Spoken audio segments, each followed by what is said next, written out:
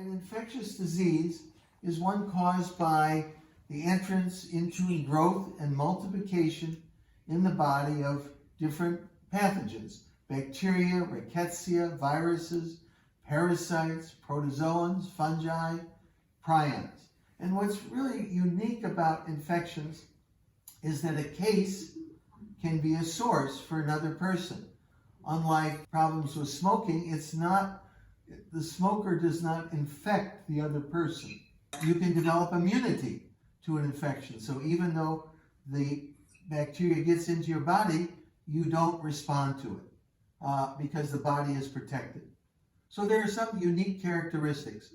It's important to recognize that we, the host, or an animal, is also linked to the agent, the bacteria, the virus, and to the environment. And all of these are closely associated with each other. You can't just talk about a bacteria or a virus. You must see it within the context of the environment and the particular individual that it infects. There's a long history of epidemics, outbreaks, and pandemics. An epidemic, first of all, is something that occurs where there's more than the usual expected number of cases. So one case of smallpox could be an epidemic. An outbreak is limited to a local area, a village, a town, or an institution. A pandemic, which is what we are now in with COVID-19, is an epidemic that infects several countries or continents.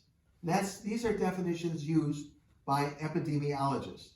So let's take a look at the history of this. Now, there are many diseases that are associated with local epidemics throughout history. The one we know the most about is plague, but there's also smallpox, influenza, coronavirus, which is we're now experiencing, cholera, yellow fever, measles, diphtheria, typhus, and many more that we probably don't recognize. Some of these have been absolutely catastrophic. The plague, or the Black Death, and there were many outbreaks of this, but just between 1347 and 1350, it was estimated that 25 to 60% of the European population was killed, died from this. It had profound implications. We're now in the 7th pandemic of cholera.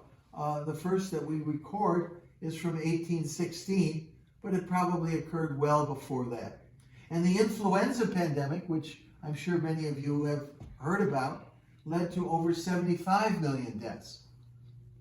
One thing that has been common in all of these is that invariably the victims are stigmatized, that it is your fault that you were sick. It's your fault that we became sick. So stigmatizing is very, very, very common. Let's take a look at plague just very briefly. This is the flea that lives on the rat, Rattus rattus. And it is the flea that bites us, and the bacteria, Yersinia pestis, is then causes the illness that we call plague. Now, these are just some pictures from lithographs talking about how people viewed this. This was death. This was death in mass terms. And people, of course, always blame themselves, so they flagellated. They beat themselves with thongs to get rid of the devil, to get rid of the thing that was causing it. But very commonly, as we can see in this, there were certain individuals and groups of people who were stigmatized. In this particular print called "Jews Are Burned Alive During the Black Death," we see a particular population that was stigmatized and blamed for the Black Death. Though there was no reason to do this, it was a perfect opportunity to blame people who you didn't like. So witches were burned at the stake, religious groups were burned at the stake, people stigmatized and mistreated and killed people who they thought had brought this upon them. If you look at infectious diseases in India, there are many that have been eradicated. That means eliminated from the whole world, or eliminated, simply eliminated from India, or controlled. Here's a list. Smallpox has been eradicated. There are no more cases anywhere in the world. Guinea worm has been eliminated from India, as has neonatal tetanus, as has polio. Diphtheria is way, way, way down, and leprosy is way down. So it's quite amazing if one looks back in time, the number of conditions that have been eliminated from India through very effective public health interventions. And I've put in brackets those interventions that have been effective. So for smallpox, for neonatal tetanus, for polio, vaccines were extremely important, as was the case with diphtheria. So if we look at smallpox, which the only memory of which is occasionally you will see a person who has pock marks from the infection, this was a terrible disease. And it led to blindness, it led to death, and it was eliminated from India in about 1976 and eradicated from the world in 77. So, as you heard in an earlier talk on the importance of smallpox, Jenner developed the first effective vaccine in 1796 when he recognized that the cowpox that was seen in the milkmaids in his area, that cowpox was protecting the milkmaids against smallpox, and he used the lymph from that to come up with the first vaccine against a particular pathogen. I want to indicate here that the anti-vaccine movement is not just today. You see Jenner in that in the center of that picture, but this was a cartoon from the British humor magazine Punch, where people said, my God, if you get the cowpox, you're going to have cows growing out of you. And so you have people here with cows growing out of them because of the fear of the cowpox as a way to prevent smallpox. So the anti-vaccine movement has a long history to it. This is the goddess Shivalemai, who is very popular in eastern India. She happens to be in my office. This is right from a Bangladeshi village. So she's made of mud and straw, and she always rides on a donkey. At least in my office, it's been very effective. We've had no smallpox there. Of course, there's been no smallpox in the world for the last 40 years. So, but I keep her there just as a reminder. She also handles measles and other things. So goddesses never go out of business. They're never out of business. They always have something to look after. This was the last endemic case of variola major. This was in Bangladesh. Rahima Banu was the little girl who had the last case of smallpox. Now here's another condition which has been eliminated in India, quite remarkably. Tetanus of the newborn, neonatal tetanus. When I first went to Dhaka in 1967, there were whole wards filled with these children. The mortality was about 90%. And it occurred because the umbilical cord was cut with contaminated knives and so on. And we eliminated this by improving birthing practices and also by immunizing all young people against this, and then mothers pass this immunity onto their newborns until that newborn could then be immunized themselves. This is a remarkable story. And here's another remarkable story. That is the elimination of polio, infantile paralysis.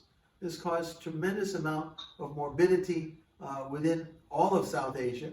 And we are close to eradication. I don't think we'll achieve it, but we're down into hundreds of cases where 20 years ago there were probably 350,000 cases throughout the world. Cases for infectious disease control are things that we all are aware of.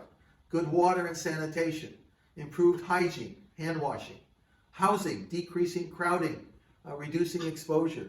And then what modern science has given us, vaccines like smallpox, like neonatal, like tetanus, like diphtheria, antimicrobials, various antibiotics.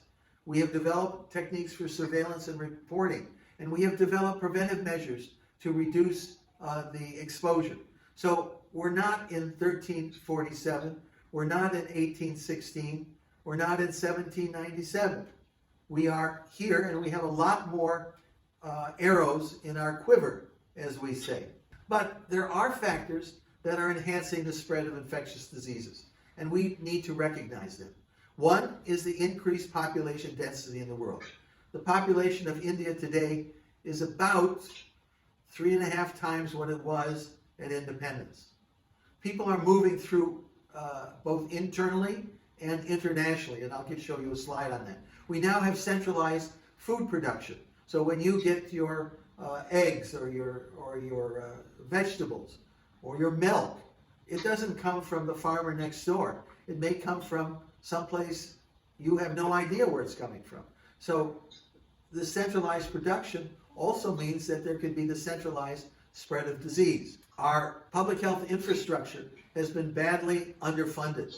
In India today, only 1.3% of the budget goes to health, and most of that is for treatment, not for prevention. We all overuse antibiotics and drugs, and so we are developing antibiotic resistance.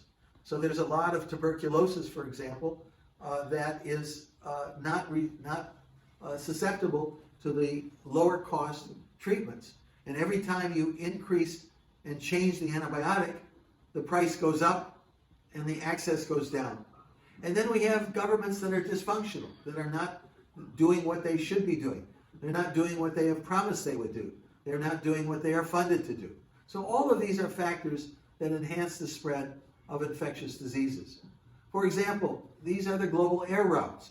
Well, 50 years ago, there was hardly any green lines on that map. But look at how the world is incredibly interconnected today. So you can get on a plane and be in another part of the world in less than 24 hours, which is usually below the time that it takes for bacteria to grow. We're very, very good vectors at transmitting disease. During the plague of 1347, people traveled by boat. That was it. So when you came to a harbor, people would keep you on that boat. It was called quarantine. So you were kept on that boat for 40 days because they figured that would be the time. If you got sick and died, fine. But if you were well, then you could come on land. We now give antibiotics to livestock, which of course increases the likelihood that those antibiotics will develop resistance. We have globalization of food. I look in my refrigerator, I have no idea where some of that food came from. India, not that many years ago, had an outbreak of H5N1, avian influenza, which killed millions and millions of chickens. This is now how chickens are raised, by thousands and thousands. So you can imagine if one of those chickens becomes ill, the others are going to become ill very, very quickly. This is not the same as a few chickens running around the yard, which is what it was not that many years ago. So mass production leads to also mass susceptibility. So keeping these animals free of disease is itself a major challenge. And then, of course, we expand into areas where wildlife live and we're not necessarily meant to go.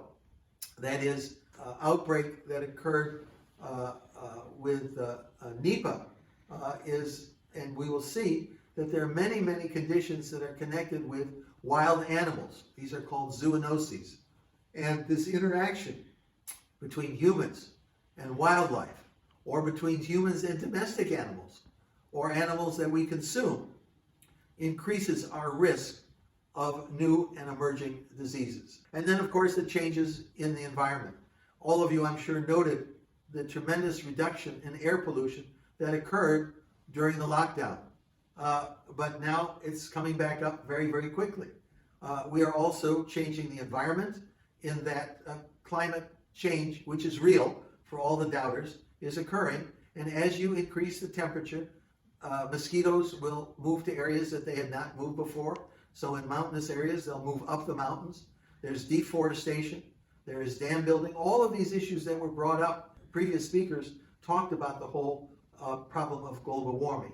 And then contaminated water and poor air quality. On one side, you can also see abandoned tires. This is where mosquitoes often breed. And there's been increased changes in the arthropod vector populations and resistance to insecticides.